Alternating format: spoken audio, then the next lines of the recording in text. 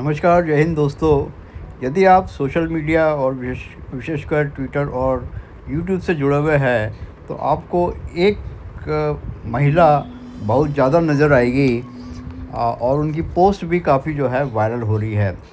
इनका नाम है मधु किश्तवार, जो कि एक पत्रकार भी है, एक लेखिका भी है और कह सकते हैं कि सोशल एक्टिविस्ट भी है। तो आइए मधु किश्तवार के बारे में थोड़ी सी बात करते हैं। और वे आजकल जो मोदी जी के ऊपर, पीएम मोदी जी के ऊपर व्यक्तिगत से लेकर पॉलिटिकल ऐसे तमाम आक्षेप कर रही है, लगा रही है, इसके बारे में विवेचना करते हैं कि वो ऐसा क्यों कर रही है। मधु किश्तवार जी से मेरा कोई निजी न संबंध है, ना मैं उनको बहुत अच्छे से जानता हूँ। हाँ, मैंने उनका नाम ज़रूर सुना हुआ है, क्योंकि वे जो है एक लेखिका थी और शायद मानुषी वगैरह मैंने कभी पढ़ी होगी, तो मुझे याद नहीं, पर उसके उस रेफरेंस से मुझे उनका नाम जो है ध्यान में था। इसके बाद जो है मैं उनके जो है ट्वीट के पोस्ट भी देखते रहता था, जिसमें काफ़ी जो है राइट विंग पॉलिटिक्स जो होती है, मतलब हिंदुत्ववादी, उसके ऊपर उनके काफ़ी पोस्ट जो है आया करते थे। तो फिर अचानक क्या हुआ कि जो मधु किश्तवार जी है वो बीजेपी और जो प्रधानमंत्री मोदी जी है उसके इतने अगेंस्ट में हो गई। मेरे ख्याल से इसके लिए हमें ऐसे लोगों की जो है साइकोलॉजी पर ध्यान देना चाहिए कि ऐसी क्या उनकी साइकोलॉजी है। देखिए, ज़्यादातर लोग जब इस प्रकार से सोशल मीडिया के ऊपर अपना गुस्सा निकालते हैं, तो कहीं न कहीं ये जो है उनका व्यक्तिगत मामला होता है।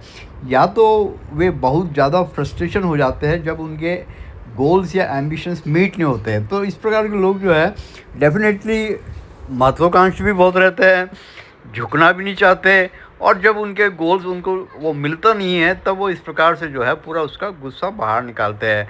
इसका दूसरा एग्जांपल जो है सुब्रमण्यम स्वामी है, उनको भी लीजिए। अच्छे गुणी आदमी है, बहुत ज्ञान है उनको, इसमें कोई दो मत नहीं है। लेकिन फिर वही बात हो जाता है, he is too much ambitious and he thinks that he is above board on all the issues. तो उन्होंने भी जो है हर समय समय पर मोदी जी के खिलाफ में काफ़ी अनर्गल बातें की है, जो कि हम सभी लोग जानते हैं। तो मधु किश्तवार जी जो है वह भी उसी राह पर चल दी है। तो जब मनुष्य की महत्वाकांक्षा बहुत बढ़ जाती है और वह स्वाभिमानी भी होता है, तब नॉर्मली जो है इस प्रकार के फ्रस्ट्रेशन जो है निकलते हैं। दूसरे रीज़न्स यदि देखें तो कई बार जो है ऐसे इस प्रकार के व्यक्ति जो है किसी लॉबी या किसी पॉलिटिकल पार्टी के इन्फ्लुएंस में आकर भी इस प्रकार के कार्य करते हैं। तो यह भी संभव है, क्योंकि आजकल यू नेवर नो कौन किसके साथ जुड़ा हुआ है, किसके तार कहाँ से जुड़े हुए हैं। तो एक यह भी रीज़न नज़र आता है। जो तीसरा रीज़न हमें जो दिखाई दे रहा है वो ये है कि एक उम्र के बाद जब आदमी जो है उसका कैरियर उतना ज़्यादा एक्टिव नहीं रहता है, तब वो ऐसे लास्ट रिसॉर्ट या आखिरी प्रयत्न करते हुए अपने आप को थोड़ा-सा समाज के अंदर पुनर्स्थापित करने के लिए या थोड़ा लाइमलाइट में लाने के लिए इस प्रकार के सोशल मीडिया और मीडिया का जो है सहारा लेता है।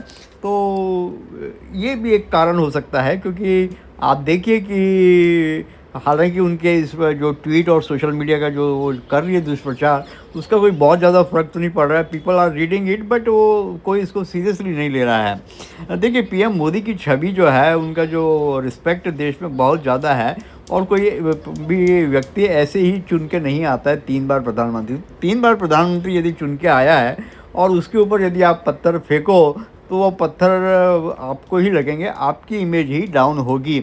मेरे ख्याल से मधु किश्तवार जी थोड़ी-सी डिसइल्यूशन्ड है। जो चौथा जो रीज़न मुझे नज़र आ रहा है, दैट इज़ कॉल्ड एज़ डिसइल्यूशनमेंट। तो ये डिसइल्यूशन पर्सनैलिटी जब कोई हो जाता है, तो वो अपने आप को थोड़ा-सा ऊँचा समझने लगता है कि मैं जो हूँ, मैं कुछ भी कर सकती हूँ, कुछ भी कर सकता हूँ। तो ठीक है, किसी समय में उनकी नज़दीकियाँ हो गई, पॉलिटिकल सर्कल में लोग उनको जानते हैं, पीएम मोदी भी उनको जानते होंगे। तो ये एक आदमी है ना, डिसइल्यूशन में चले जाता है, और फिर जब उसका फ्रस्ट्रेशन निकलता है, तो इसी डिसइल्यूशनमेंट के चक्कर में वो जो है अनाप-शनाप जो है आरोप-प्रत्यारोप लगाना शुरू कर देता है।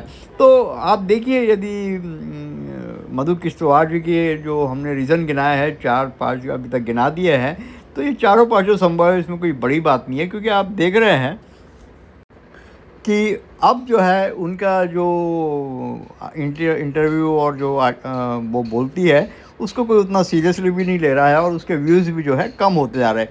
ठीक है, शुरू में जैसे ही उन्होंने बोला तो एक सरप्राइजिंग एलिमेंट था, एक शॉकिंग एलिमेंट था, तो व्यूज़ उनके काफ़ी बढ़े। लेकिन जैसे-जैसे समय बढ़ता जाएगा और वो जैसे-जैसे उनके आरोप आने लगेंगे या आ रहे हैं, तो कोई उसको उतना ज़्यादा तवज्जो नहीं दे रहा है।